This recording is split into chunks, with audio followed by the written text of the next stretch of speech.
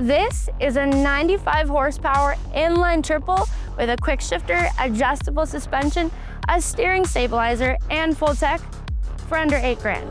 It's not from Japan, it's not European, and a lot of people still don't even know that it exists. Today, I'm breaking down how it's built, how it fits me at 5'2 3/4", and what this engine really sounds like.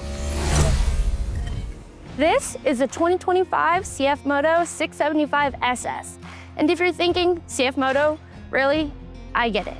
But this isn't just a rebadged bike. It's not a reworked commuter. This is CFMoto's first fully in-house built sport bike. New engine, new frame, their own electronics, and their own design, front to back. And the spec sheet, it doesn't read like a budget option. It reads like something priced thousands higher. Starting up front, you've got dual 300mm rotors with radial-mounted J1 calipers, backed by dual-channel ABS and dedicated brake cooling ducts, molded right into the fairings. The suspension is fully adjustable KYB, both front and rear, and there's a factory steering dampener right here on the triple clamp. That's not just unusual at this price, it's unheard of. The bike's bodywork is both aggressive and functional. The checkmark-shaped LED running lights give that front end a distinct identity, and the sculpted fairings actually channel airflow for cooling and aerodynamics. Panel fitment is surprisingly clean along the side, flowing into a tail section that finishes sharp without looking chopped.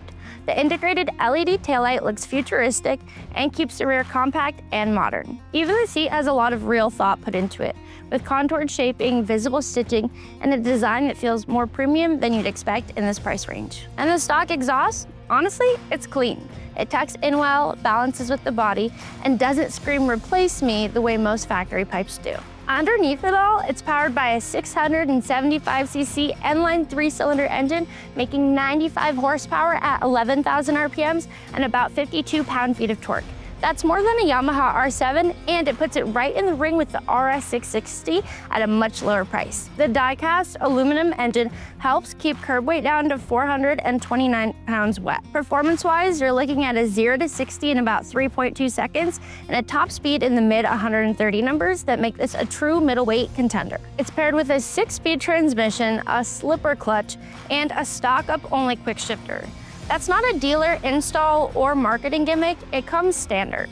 Up top, you get a 5-inch full-color TFT with ride-sync Bluetooth pairing, traction control, a tire pressure monitoring system, and even over-the-air software updates. There's also a USB-C charger, subtle but practical. And again, all of this comes standard. If you're wondering about aftermarket support, it's still early, but it's growing. CFMoto already offers a few OEM accessories like a tail tidy and exhaust options, and brands like IXIL are starting to make full systems as more riders get their hands on the 675SS. Third-party parts will follow.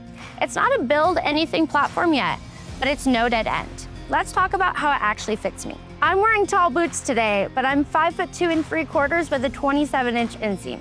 Usually with a seat height at 31.9 inches, I'd be struggling a little.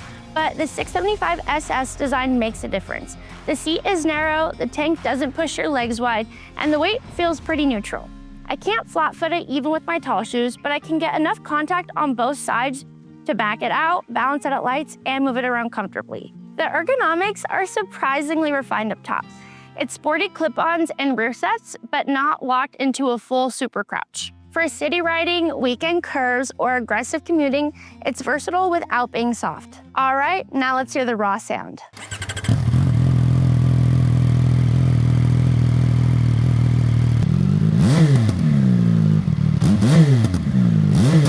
CFMoto didn't just build another affordable motorcycle. They built something that's forcing people, including me, to rethink what's possible under $8,000. This isn't a gimmick or a flashover function machine. It's a true middleweight platform. Triple power, real components, competitive electronics, and the kind of thoughtful design we normally associate with brands 2 or 3 tiers higher. Sure, the name doesn't carry the legacy yet. And yeah, we'll have to see how the long-term reliability and dealer support evolve, but based on what we already have, this bike isn't just good for the price, it's just good. Would you ride one, or are you waiting to see what the badge proves over time? Drop your thoughts in the comments. And thanks for watching. Don't forget to like, subscribe, and if you're in the Washington area, stop on by Cycle Barn. Whether it's 2 wheels or 4, we've got something for everyone.